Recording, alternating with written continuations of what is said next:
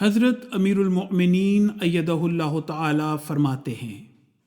آخری کامیابی خدا والوں کو ہی ہوا کرتی ہے۔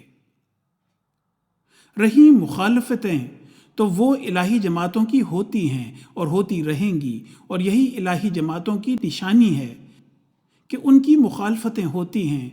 بڑے بڑے جابر سلطان اور ان کے جتھے مقابل پر کھڑے ہوتے ہیں، لیکن اللہ تعالیٰ کی قائم کردہ جماعت ترقی کرتی چلی جاتی ہے، اور آخر ایک وقت ایسا آتا ہے جب یہ تمام جتھے ختم ہو جاتے ہیں، تمام طاقتیں اپنی موت آپ مر جاتی ہیں، اور اللہ تعالیٰ کی تقدیر ہی غالب آتی ہے کہ کتب اللہ لأغلبن انا ورسلی، سورہ المجادلہ آیت نمبر 22، کہ یہ اللہ کا فیصلہ ہے کہ میں اور میرے رسول ہی غالب آئیں گے، اور اللہ تعالیٰ کے رسول کے خلاف تدبیریں کرنے والے تمام متکبر خود اپنی ہی تدبیروں کے جال میں پھنس جائیں گے۔ جو لوگ یہ سمجھتے ہیں کہ ہمارے جتھے اور ہمارے اوپر ہمارے دنیاوی آقاؤں کی چھت ہمیں نبی اور اس کی جماعت کے خلاف تدبیر میں کامیاب کر دے گی، تو یہ ان کی بھول ہے۔ آخری کامیابی یقیناً الہی جماعتوں کی ہی ہوتی ہے۔ سازشوں اور جھوٹی اسکیمیں بنانے میں چاہے جتنے بھی ان کے ذہن تیز ہوں، وہ خدا تعالیٰ کی تدبیروں کا مقابلہ نہیں کر سکتے۔ اللہ تعالیٰ نے بھی مومنوں کو یہ کہہ کر تسلی فرمائی ہے کہ یہ خدا تعالیٰ کا ایک اصولی فیصلہ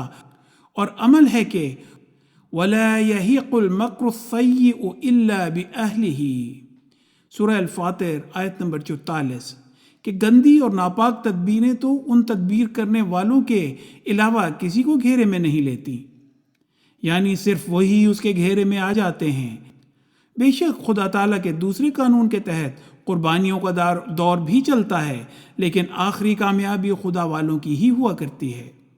نبی اور اس کی جماعت کو ہی ہوا کرتی ہے، اور اس کے دشمن یقیناً سزا کے مورد بنتے ہیں۔ یہ اللہ تعالیٰ کی سنت ہے، اور خدا تعالیٰ کی سنت کبھی تبدیل نہیں ہوتی۔ یہ ایسی نہ تبدیل ہونے والی سنت ہے جس نے پہلے بھی دشمن کے بد انجام کے نمونے دکھائے، اور آج بھی دشمن کے بد انجام کے نمونے دکھا رہی ہے اور دکھائے گی۔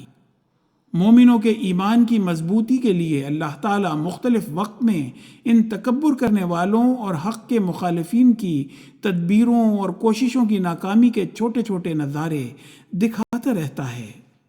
حوالہ خطبہ جمعہ فرمودہ 4 مارچ 2011، مطبوعہ الفضل انٹرنیشنل، 25 مارچ 2011۔